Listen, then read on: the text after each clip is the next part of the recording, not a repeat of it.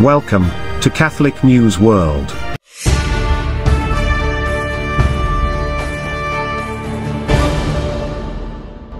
Welcome to Catholic News World.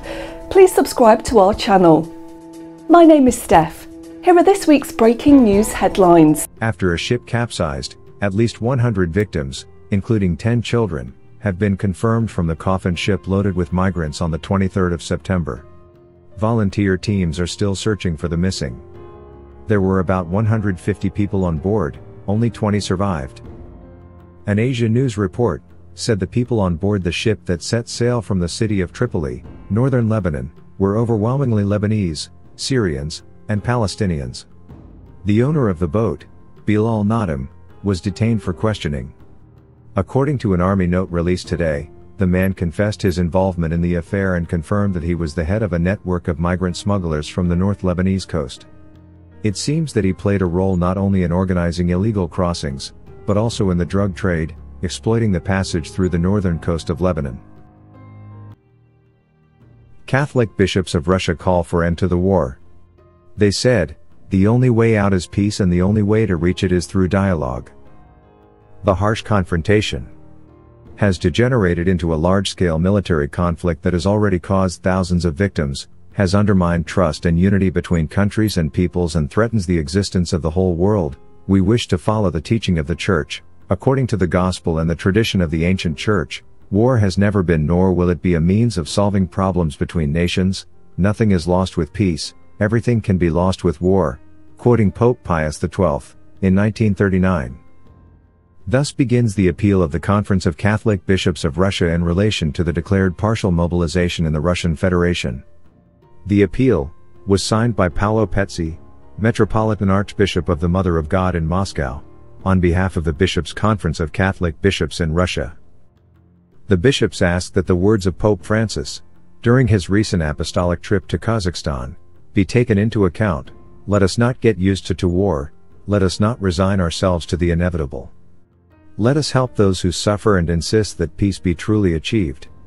The Bishops' Conference says it is aware of the need for governments, in certain situations, to resort to the use of weapons and to ask citizens to fulfill their duty for the homeland and for the common good. The Bishops' Conference underlines that the ultimate decision on whether or not an individual citizen participates in war is a question that concerns the sacred dimension of his own conscience. As for Catholic religious, the Bishops' Conference recalls that their participation in the war is categorically prohibited, both by the tradition of the Church of the first centuries and by the international conventions in force. According to information sent to Fides, several Russian Orthodox priests have been summoned in recent days to military police stations. The document concludes with an appeal to all Catholics in Russia to pray and fast for peace and for priests to offer the celebration of masses with specific prayers for the same purpose. There was another attack on a Catholic church, this time in Colombia and the capital of Bogotá. Abortion advocates carried out an arson attack on the cathedral on September 28. Videos online show Molotov cocktails being thrown at the entrance. After the attack on the church, there was a police operation. In various countries, institutions or groups that advocate for the right to life are repeatedly attacked by protesters. The mainstream press is mostly silent on these attacks. 90-year-old Cardinal Emeritus Zen's trial was adjourned before the defense could call on witnesses, in Hong Kong. Cardinal Emeritus Joseph Zen Qian's trial in Hong Kong began on September 26 at West Kowloon Magistrates Courts. The Cardinal and 5 others were tried for allegedly failing to register a now-closed fund to help provide legal aid to people arrested in the 2019 pro-democracy protests. After only 2 days, the court adjourned the trial of Cardinal Joseph Zen and 4 co-defendants, until October 26. The trial had been scheduled for 5 days, but the magistrate adjourned the trial when defense lawyers attempted to cross-examine police witnesses called by the prosecution.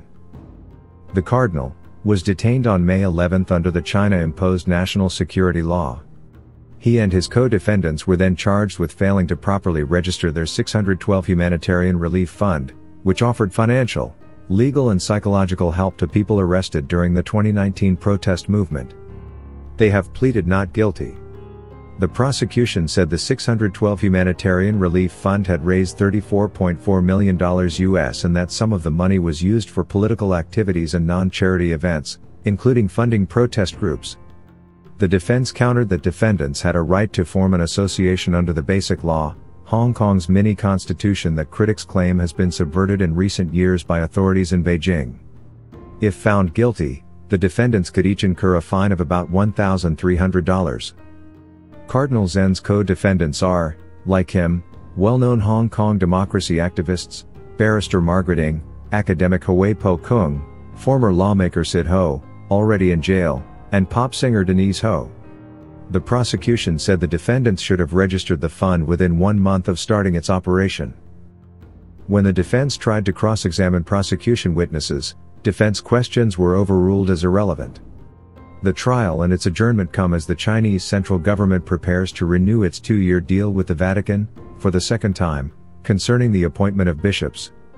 Cardinal Pietro Parolin, Vatican Secretary of State, has said a deal would be completed by the end of the year. The more serious charges that Cardinal Zen and his co-defendants face under the national security law are for colluding with foreign forces. They have yet to be indicted on that charge, but, if they are, they can be extradited to mainland China for trial. Punishment ranges from 3 years to life imprisonment.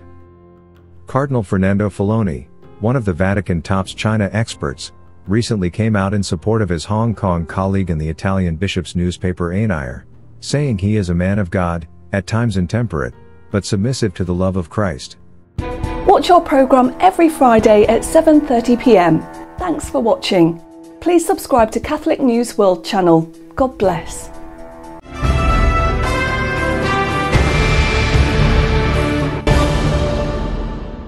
Please subscribe to Catholic News World's YouTube channel.